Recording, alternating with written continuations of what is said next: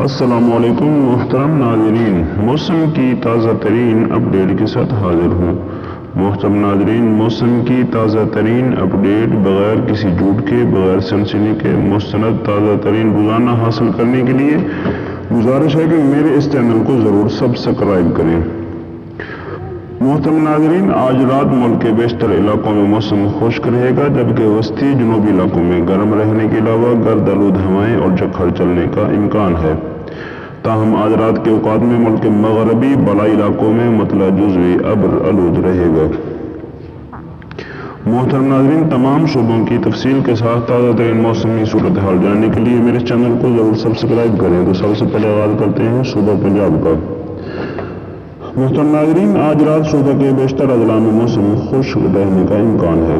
مری میں آج رات بادل ہوں گے۔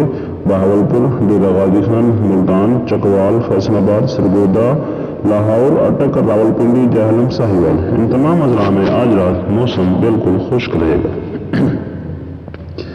محترم ناظرین، صوبہ سندھ کی بات کریں تو صوبہ سندھ کے بھی اکثر اضلاع میں آج رات موسم خشک رہنے کا امکان ہے۔ کراچی، حیدرآباد، ٹھٹھہ، موجودارو، دادو، میٹھی، نواب شاہ میں آج رات موسم خشک ہوگا، جبکہ سکھر میں آج رات ہلکے بادل ہوں گے، جبکہ بارش کا امکان نہیں۔ کشمیر کی بات کریں تو کشمیر میں موسم آج رات خشک رہے گا، جبکہ کل ہفتہ کے روز کشمیر میں مطلع جزوی ابر آلود رہے گا، جبکہ کل رات کشمیر میں بارش کا امکان ہے۔